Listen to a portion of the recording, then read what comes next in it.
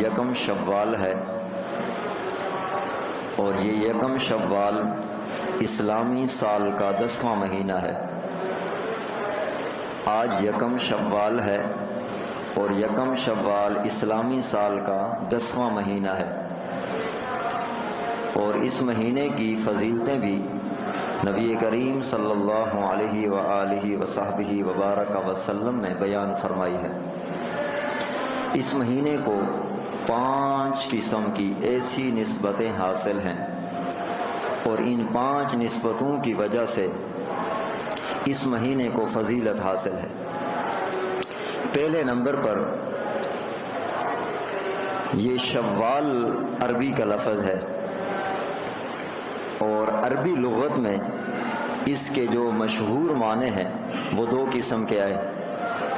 پہلے نمبر پر اس کا معنی بلند کرنے کے، کیونکہ اس دن اللہ رب العزت مسلمانوں کو، ایمان والوں کو جو انعامات، جو اعلانات، جو مغفرت اور رحمت عطا فرماتے ہیں، بندے کا مقام بلند ہو جاتا ہے۔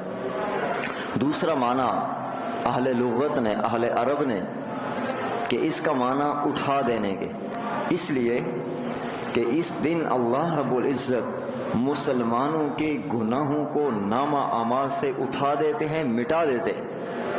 اس وجہ سے بھی اس کو شوال محققین نے لکھا کہ اس وجہ سے یہ نام تجویز کیا گیا۔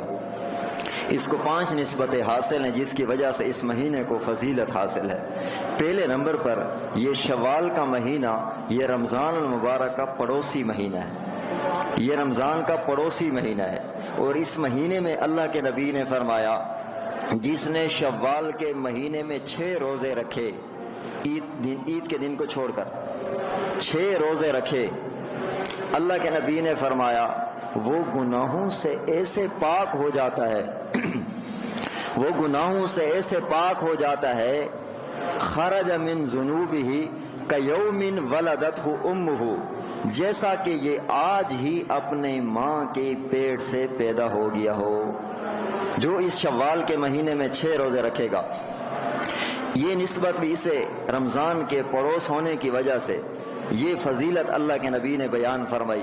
دوسری جگہ اللہ کے نبی نے فرمایا جو بندہ رمضان کے 30 روزے رکھے، یعنی رمضان کے مہینے میں روزے رکھتا رہا، چاند 29 کا تھا یا 30 کا تھا، یہ الگ بات، اس کا ثواب 10 مہینوں کے برابر ہے، اور جو شوال میں 6 روزے رکھے گا ان کا ثواب 2 مہینوں کے برابر ہے۔ آگے اللہ کے نبی فرماتے ہیں جس نے رمضان کے روزے بھی رکھے پھر اس شوال کے مہینے میں 6 روزے نفلی مزید رکھ لیے، یہ بندہ 2 مہینے ان 6 روزوں کے اور 10 مہینے رمضان کے، تو یہ پورا سال اگلے رمضان تک اللہ کی نظر میں روزے دار لکھا جائے گا۔ تو یہ نسبت حاصل ہے اس شوال کو کہ یہ رمضان کا پڑوسی ہے، تو اس وجہ سے بھی اس شوال کو فضیلت حاصل ہے۔ دوسرے نمبر پر یہ حج کا پہلا مہینہ ہے۔ یہ شوال حج کے جو مہینے مقرر ہیں، شریعت نے مقرر کی ہے، ان میں سے یہ حج کا پہلا مہینہ ہے۔ حضرت عبداللہ بن عمر، حضرت ابو امامہ رضی اللہ تعالی عنہ فرماتے ہیں کہ اشہر الحج، حج کے مہینے شوال، ذوالقعدہ اور ذی الحجہ کے 10 دن، یہ شوال یہ حج کے مہینے ہیں، اور حج کے مہینوں میں یہ پہلا مہینہ ہے، تو اس شوال کو یہ بھی فضیلت حاصل ہے کہ یہ حج کے مہینوں میں شمار ہوتا ہے، اور حج مسلمانوں کی بہت بڑی عبادت ہے۔ اور تیسری فضیلت اس کو یہ ہے، اس دن شوال کی صبح صادق کے وقت مسلمانوں پر، ایمان والوں پر، مردوں پر، عورتوں پر، بچوں پر، بوڑھوں پر، نوجوانوں پر صدقۃ الفطر واجب ہو جاتا ہے۔ یہ فضیلت بھی سے حاصل ہے۔ یہ دن آیا، صدقۃ الفطر کا وجوب ہوا مسلمانوں پر۔ یہ مہینہ صدقۃ الفطر کن لوگوں کے لیے ہے؟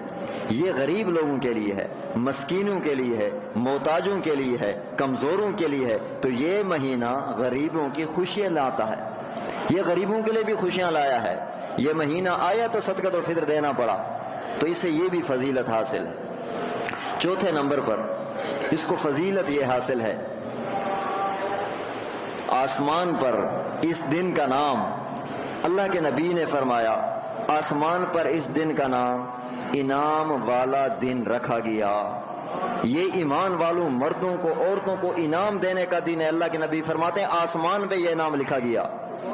अल्लाह के नबी फरमा रहे हैं इस दिन को आसमानों पर इनाम वाला दिन लिख दिया गया कि ये मुसलमानों ने जो मुशक्कतें की है रमज़ान में, जो मुसलमान मर्दों ने औरतों ने रमज़ान में रोज़े रख के मुशक्कतें बर्दाश्त की हैं, रात को कुरान पढ़ के मुशक्कतें बर्दाश्त की हैं, आज अल्लाह उनको इनाम अता फरमाएंगे। ये इनाम का दिन है।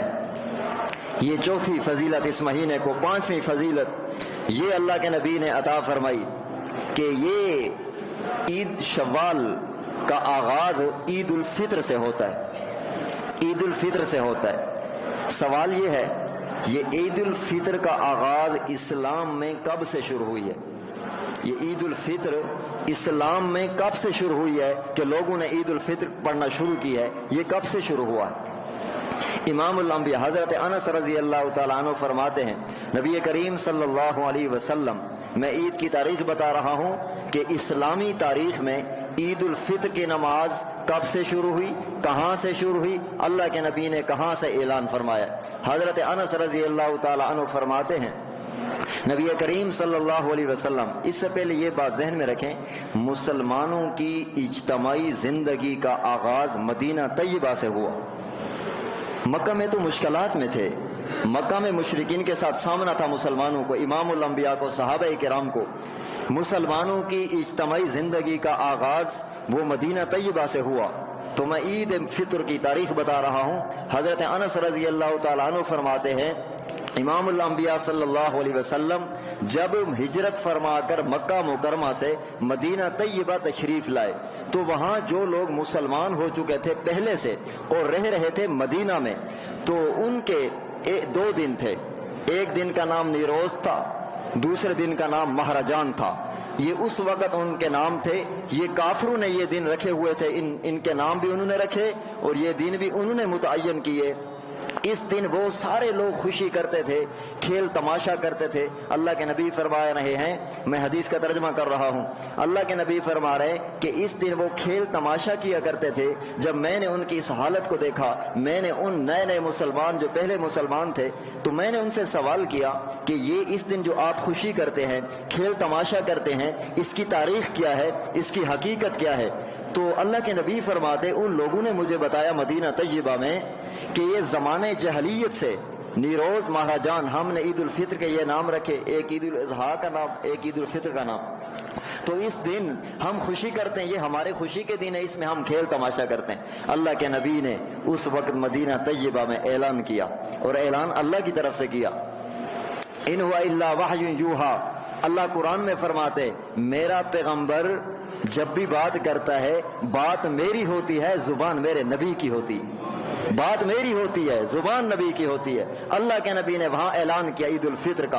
अल्लाह के नबी ने सहाबा से फरमाया लोगो तुम अब तक ज़माने जहलियत के दिन मनाते रहे, खुशी के दिन, आज अल्लाह ने तुम्हें इन जो काफिरों ने तुम्हारे लिए मुतय्यन किए, आज अल्लाह ने तुम्हें ईद उल फित्र इन दिन से बेहतर दिन अता फरमाया।